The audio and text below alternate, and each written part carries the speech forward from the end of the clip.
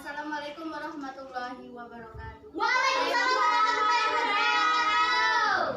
Baiklah, di sini kakak dapat tugas dari dosen bahwa kakak akan praktek mengajar kepada adik-adik sekalian dengan materi fikih yang ada di Madrasah Ibtidaiyah dengan tema menyukai makanan halal dan menjauhi yang haram.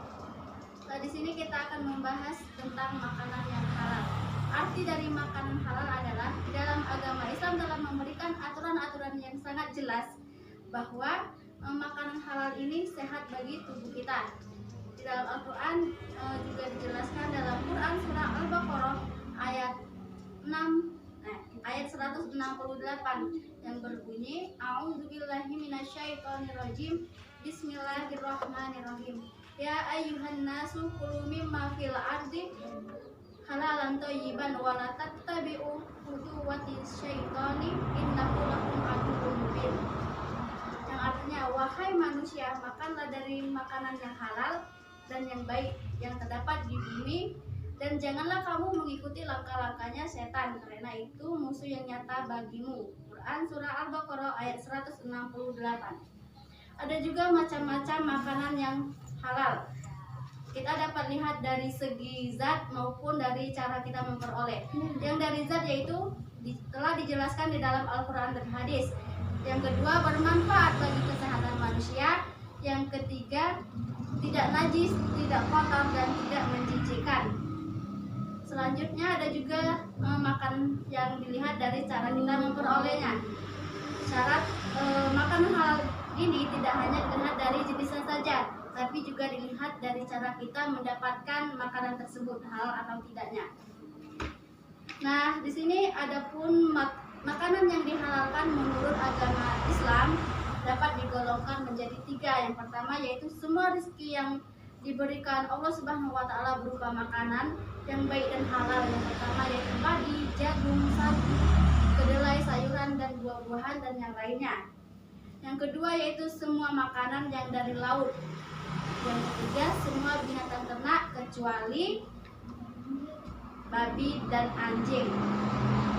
Selanjutnya cara kita membiasakan mengkonsumsi makanan yang halal.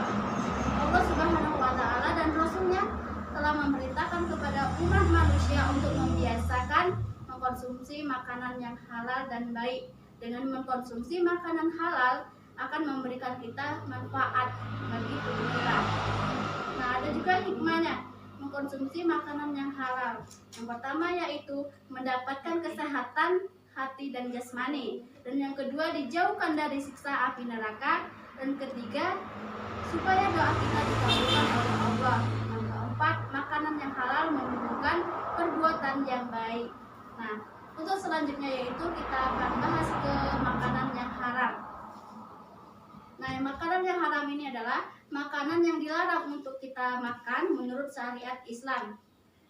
Allah Subhanahu wa taala juga berfirman dalam Quran surah Al-Maidah ayat 3 yang artinya diharamkan bagimu memakan bangkai, darah, daging babi, daging hewan yang disembelih atas nama selain Allah, yang tercekik, yang terpukul, yang jatuh, yang ditanduk, atau yang sempat kamu menyembelihnya, dan diharamkan bagimu yang disembelih untuk berhala, dan diharamkan juga mengundi nasib anak panah. Itu arti dari Quran surah Al-Maidah ayat 3. Ada juga macam-macam makanan yang haram. Ada 2, yang pertama yaitu haram aini, yang kedua haram sababi. Haram aini ini adalah haram yang hukum asal dari awalnya itu sudah haram dan ditinjau seperti daging babi, darah, bangkai. Yang kedua haram sababi ini adalah hukum asalnya itu halal, tapi cara kita memperolehnya itu haram. Seperti daging sapi itu halal tapi digoreng dengan minyak babi, itu halal, itu haram.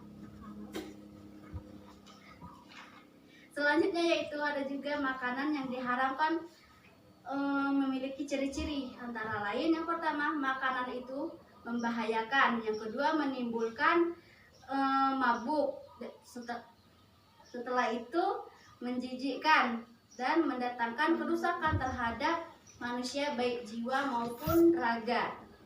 Nah, ada juga jenis-jenis makanan yang diharamkan. Yang pertama, bangkai binatang kecuali ikan dan belalang. Yang kedua, yang buruk, menjijikkan atau najis seperti kecoa, lalat, tikus, cacing, atau kutu dan lain-lainnya. Yang ketiga, darah binatang halal maupun haram. Yang keempat, daging babi. Yang kelima, binatang yang disembelih tidak atas nama Allah. Yang terakhir, makanan yang membahayakan. Nah, untuk akibat mengkonsumsi makanan haram ini, yang pertama yaitu makanan haram akan merusak kesehatan. Yang kedua, doa tidak dikabulkan. Yang ketiga, merusak amal-amal soleh. Yang keempat, merasa hina dan rendah. Yang kelima, menyebabkan keturunannya rusak. Nah, itulah yang kakak dapat sampaikan. Mungkin adik-adik ada yang ingin bertanya? Bisa bertanya? Ada. Baiklah, itu saja yang kakak sampaikan. Terima kasih atas perhatiannya. Wassalamualaikum warahmatullahi wabarakatuh. Waalaikumsalam warahmatullahi wabarakatuh. Thanks for watching.